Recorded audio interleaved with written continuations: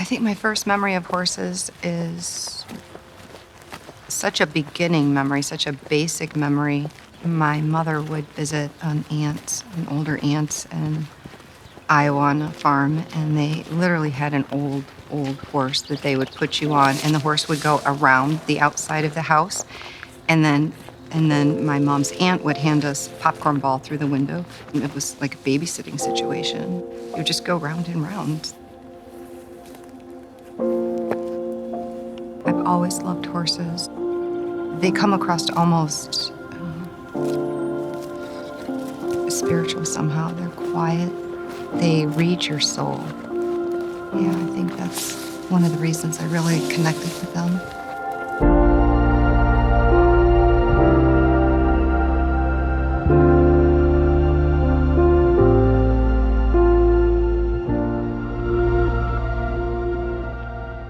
We had the very classic, traditional Catholic family. 4 girls, 4 boys. I was 7th.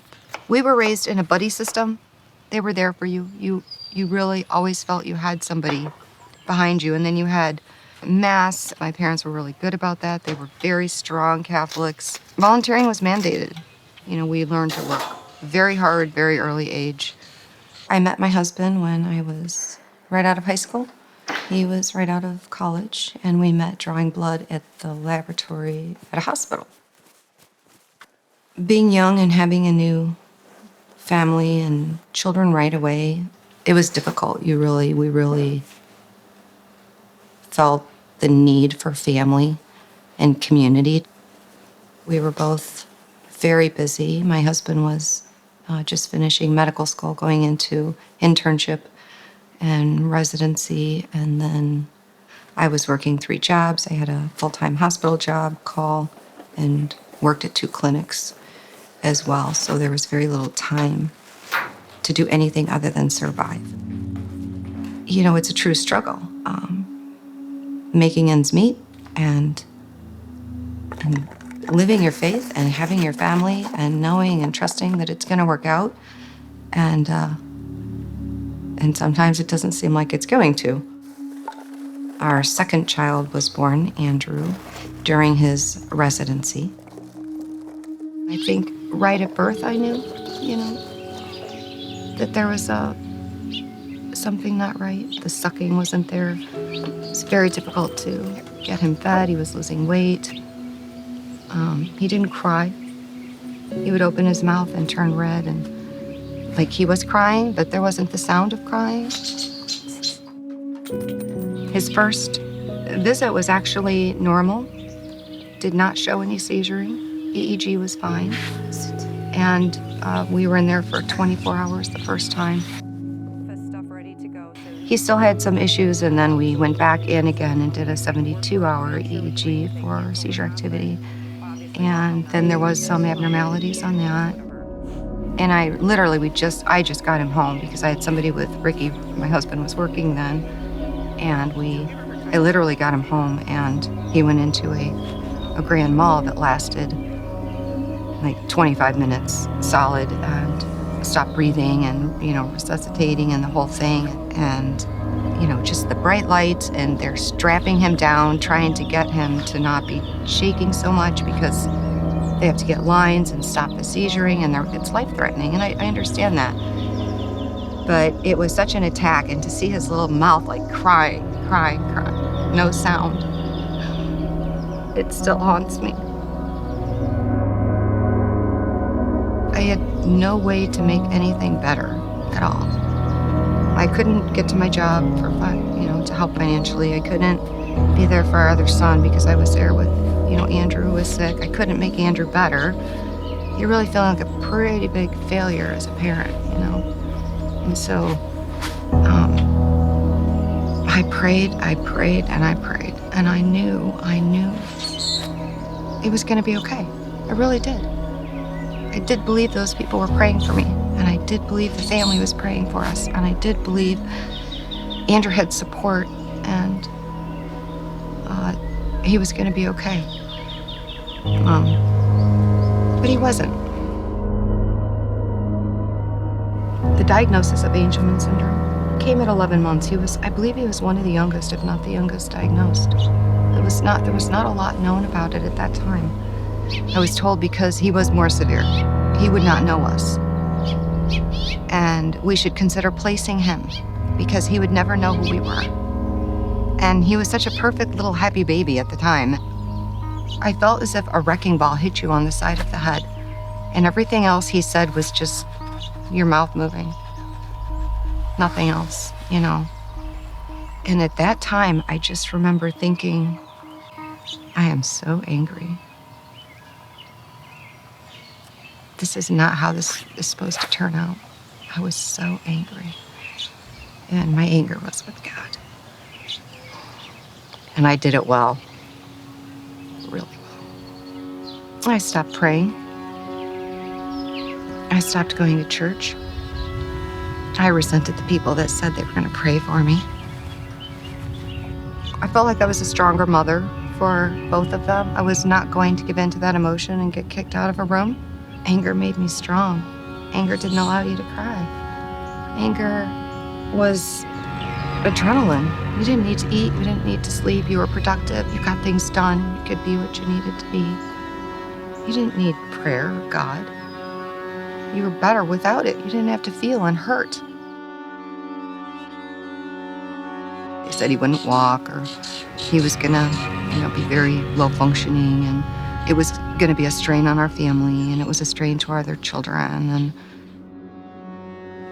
to put this child through this struggle, what is the purpose? Why is that there?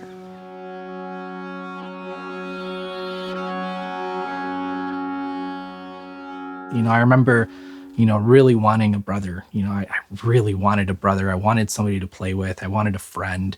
And when I was old enough to realize that it was Andrew, it was really uncomfortable for me. I remember, it was kind of like, well, it's not really what I was hoping for. But, I remember I became incredibly protective over him.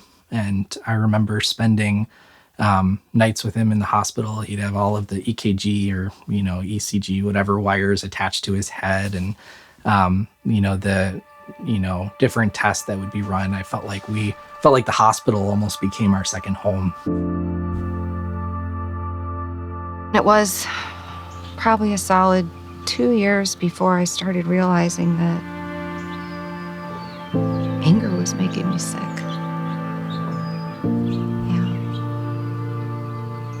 Making me very sick. I was not healthy at all. And I didn't have peace. My children deserved a healthy parent. My husband deserved a healthy wife. And I didn't really want to give it up at all, but I wanted that relationship back that I missed. I missed the peace. I missed the health. I missed not having stomach aches. I missed bringing that mass and communion to my kids, to letting them know that faith is important. God is there for them. He has their back, pray to him. He's gonna listen. I had to get back to believing in all of that when I was let down.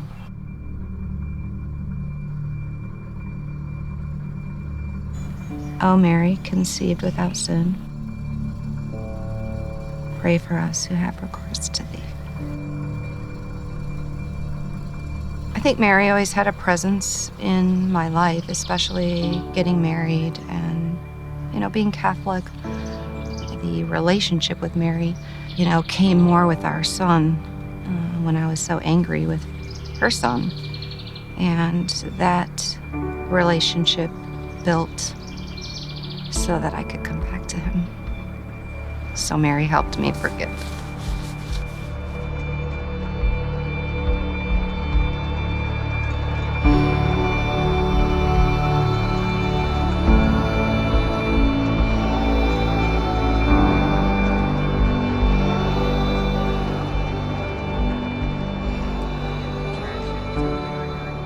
We had a lot of time in hospitals and in therapy and in clinics, and everything revolved around how we were going to break status epilepticus if it went on for more than 10 minutes, 15 minutes, 30 minutes. Drove by a farm that had a horse for sale sign, and I pulled in with a boatload of children and checked out their horse, which was incredible.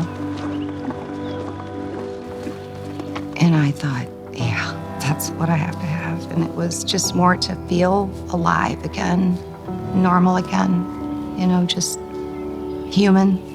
To get them away from that and into a farm environment, and to have those wounded spirits just touched, by the animals was huge.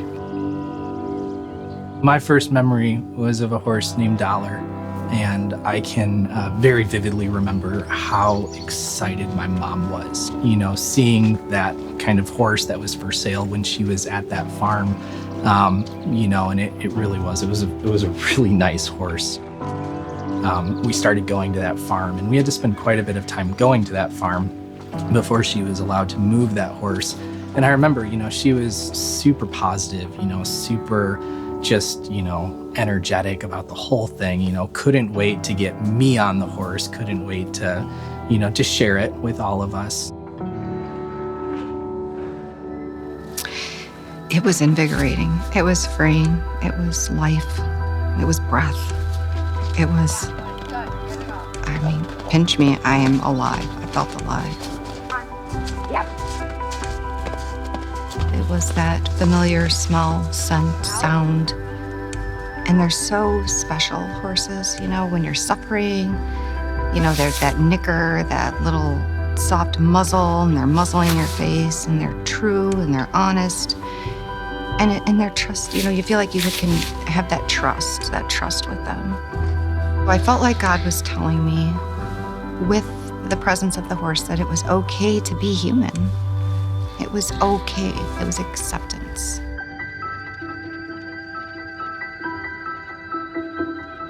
Most children with Angelman syndrome do walk eventually, but Andrew had such severe seizures. They were thinking he had Lennox-Gastaut epilepsy as well, which is where they lose and regress skills after each large seizure.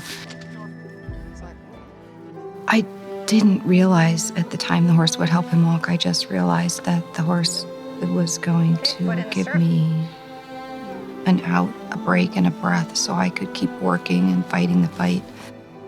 And it was actually the young man who I bought the horse from who told me about therapeutic riding. And I didn't buy into it, to be honest, and I'm sad to say, but at the time we're in the medical field. I didn't know how that could make such a difference after all that we had been through. He was stepping in 6 months. It was incredible. As the horse would move, it moves you just like you're walking. So see his hips elevate one and then the other. And then it started making sense to me why this was a good idea, a good thing. And he loved it. He absolutely loved it. And the kids loved it. And I realized, just like I was so stressed, if I can take the stress off of myself, I could make more of a difference. And we took a lot of stress off of Andrew and the kids. They saw the difference in Andrew. Therapists saw the difference in Andrew. People were seeing and communicating about his growth, which was fairly stagnant for a while, and they were having them call. Take it. That wasn't the plan. It was more just making sure that we were giving of our time and what our gifts were, that we had acquired this horse, and helping our friends. And from there, it was, they told another friend, or that friend told another friend, and I was okay to just leaving it at that. That I wasn't looking for another job. Your hobby shouldn't be your job, right? So I was okay with that. Felt like we had shared some of our gifts and we're okay with it. But then more of the calling came.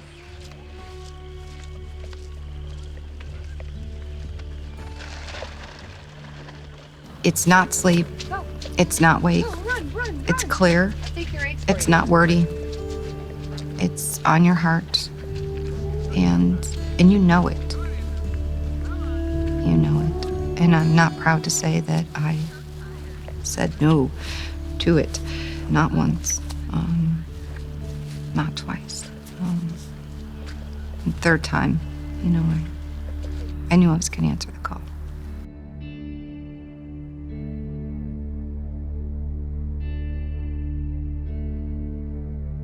If you answer a call, I don't know about anyone else, but you're peaceful, you're joyful, and you're terrified because you don't know what you just signed up for. You don't know what exactly you just said yes to.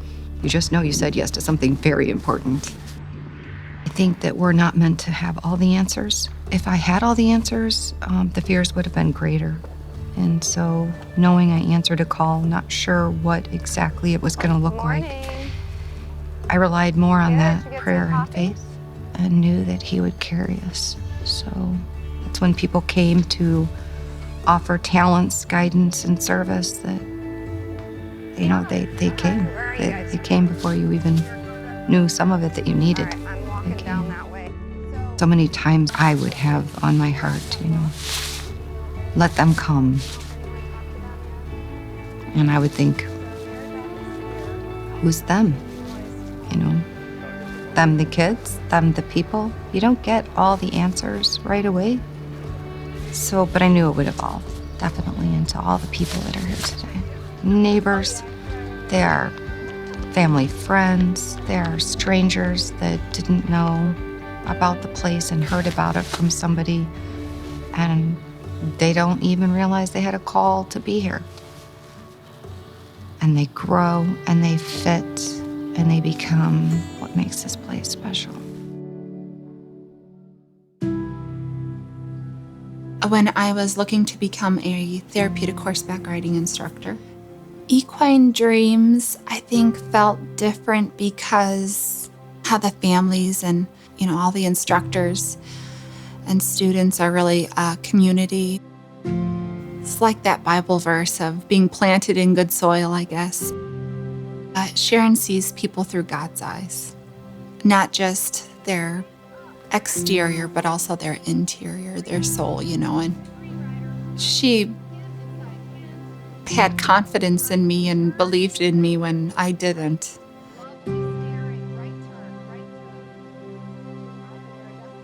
I first heard about Equine Dreams when I was in grad school, so I came out and I just knew after my first visit here that it was just something that I was meant to do, that God put into my life to be part of. If everyone would just give their time and their heart to volunteering, it would just make the world just so much better. And I have really learned that being part of this program.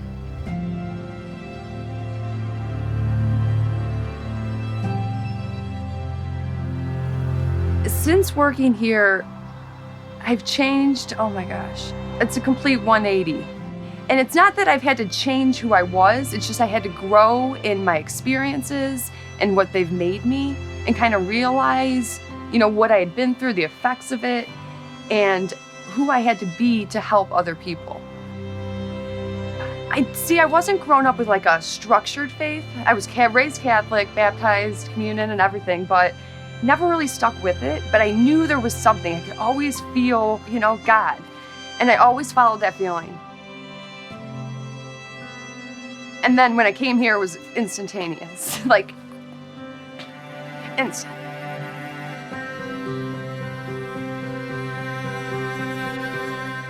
It's like she sees who you are and then also sees who you can be. And she's like this bridge that's gonna make you aware of who you are, your experiences, heal, and cross over to who you're gonna be. And she's gonna push you there, and it's tough, and sometimes it hurts, but it's growth. It's always growth. It's so powerful to be able to, work around so many people who share the same dedication that you do, that, to look around and see everything that is here and everything that exists and see people are here because they want to be here, because they want to make a difference in these kids' lives. And so I think it's just incredibly empowering to be amongst that kind of a group of people. having a child with special needs, it's painful. Wherever you go, wondering if you're going to be accepted. We knew it was going to be acceptance, a place where our students, where the children, where family members could go, who were welcome, a place without worry and concern that there's a normal you have to conform to. You can be yourself. You can bring your family. You're accepted. You're given time to pray, to walk, to feel, to grow in an unconditionally Lord-loving environment.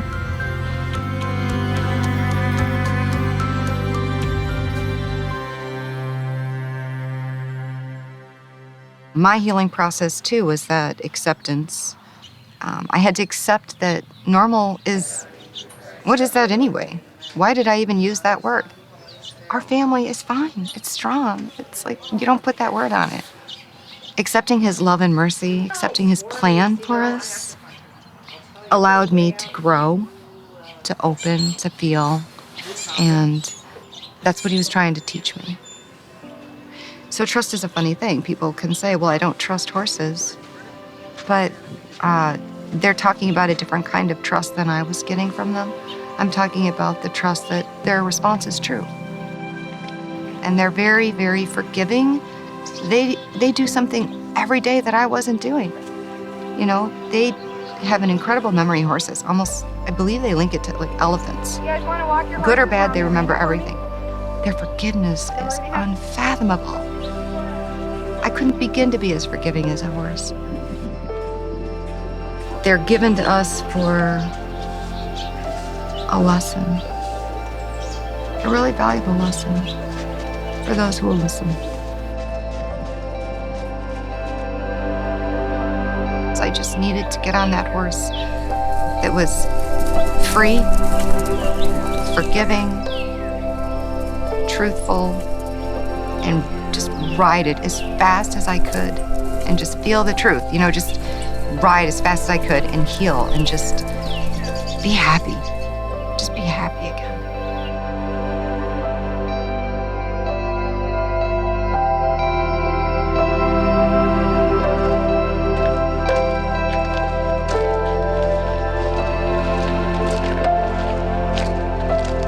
I'll try not to spur you, although it might be fun.